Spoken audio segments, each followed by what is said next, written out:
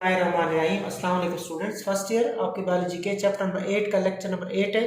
बच्चों आपका टॉपिक चल रहा है रिप्रोडक्शन इन फंजाई। आपको पता है फंजाई के अंदर एसेक्सुअल रिप्रोडक्शन भी होती है, सेक्सुअल रिप्रोडक्शन भी होती है, और आप पढ़ रहे हैं फंजाई के अंदर एसेक्सुअल रिप्रोडक्शन। प्रीवियस लेक्चर में आपने एसेक्सुअल रिप्रोडक्शन स्टार्ट की थी और उसमें आपने स्पोर के जरिए एसेक्सुअल रिप्रोडक्शन करवाई थी फंजाई के अंदर। अब हम नेक्स्ट इसको कंप्लीट करते हैं टॉपिक को।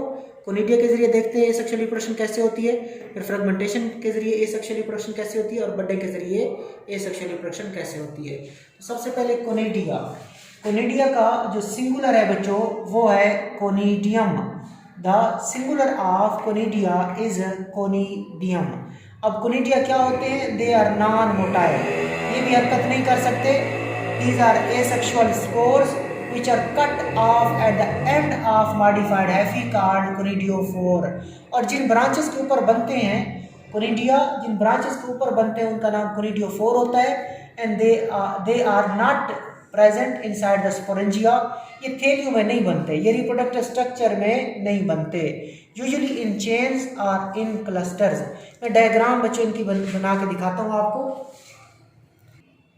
ओके बच्चों, तो ये कोनिडिया है, ये एक कोनिडिया, ये दूसरा, तीसरा, चौथा, और कोनिडिया इस तरह चेन की शक्ल में भी बन सकते हैं। ठीक है, ये सारे कोनिडिया हैं और ये चेन की शक्ल में है, जबकि ये भी कोनिडिया हैं सारे। ठीक है, और ये किस शक्ल में बने हुए हैं? ये कोनिडिया जो है ये क्लस्टर की शक्ल में बने हुए हैं, और जिस डंडी के ऊपर, जिस हाइफी के ऊपर ये बनते हैं उसका नाम कोनिडियोफोर होता है। जिनके ऊपर ये कोनिडिया बनते हैं उसका नाम कोनिडियोफोर होता है। उसका नाम क्या होता है बच्चों? कोनिडियोफोर होता है। तो देखें कि conidia are non motile asexual spore which are cut off at the end of modified hyphae. ये क्या करते हैं? कट ऑफ हो जाते हैं at the end of modified hyphae, उनका नाम कोनिडियोफोर होता है। And they are not inside the sporangia, usually in the chain और क्लस्टर। याद रखना, ये जो स्पोर थे ना, स्पोर की तरह ये स्पोरेंजियम के अंदर बंद नहीं होते, ये रिप्रोडक्टिव स्ट्रक्चर के अंदर बंद नहीं होते, बल्कि जो कोनिडियोफोर ब्रांचेस होती हैं उनके ऊपर मौजूद होते हैं, उनके ऊपर मौजूद होते हैं, चेन की शक्ल में मौजूद होते हैं और क्लस्टर की शक्ल में भी मौजूद होते हैं। These may be produced in a very large number। ये जो कोनिडिया हैं ये बड़ी तादाद में बनते हैं and can survive for weeks and cause rapid colonization of the new food। और उसके बाद क्या करते हैं बच्चों?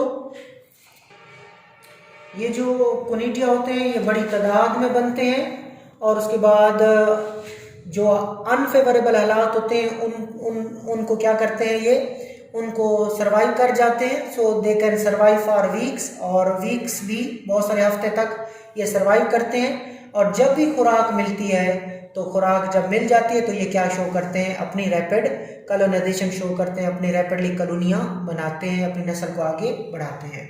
तो ये था कोनिडिया के जरिए एसेक्सुअल रिप्रोडक्शन का तरीका। अब चलते हैं एसेक्सुअल रिप्रोडक्शन का नेक्स्ट मेथड देखते हैं, वो है fragmentation. It is a simple breaking of mycelium of some hyphal fungi, each broken fragment giving rise to new mycelium। It is a simple breaking of mycelium of some hyphal fungi। कि जो hyphal fungi होती हैं, यानी कि जो hyphae पर मुश्तमिल होते हैं, उनकी जो बॉडी होती है उसको माइसीलियम कहते हैं। फंजाई की जो बॉडी होती है उसको माइसीलियम कहते हैं, और उसके अंदर क्या पाए जाते हैं? हाइफी पाए जाते हैं। तो क्या होता है? हाइफल फंजाई का जो माइसीलियम है वो सिंपल ब्रेकिंग शो करता है, सिंपल ब्रेकिंग शो करता है, और जो टुकड़े टूट जाते हैं उनको फ्रेगमेंट कहते हैं, और उन फ्रेगमेंट से नए माइसीलियम, नए फंजाई, न्यू फंगस बॉडी बन जाती है। क्योंकि फ्रेगमेंट से नई फंजाई की बॉडी बनती है, लिहाजा उसको कहते हैं फ्रेगमेंटेशन। तो क्या है ये? Simple breaking of mycelium of some hyphal fungi and each broken fragment giving rise to new mycelium. This is called fragmentation।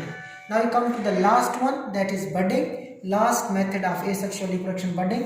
और आपको पता है यीस्ट के अंदर बडिंग होती है। सो देखें इसे, यूनिसेलुलर यीस्ट के यूनिसेलुलर जो यीस्ट क्या होती है? यूनिसेलुलर होती है, they reproduce by budding.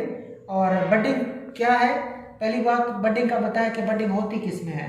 Unicellular yeast के अंदर बडिंग का अमल होता है। अब बडिंग होती क्या है? तारीफ क्या है? An asymmetric division in which tiny outgrowth और बड इज प्रोड्यूस्ड।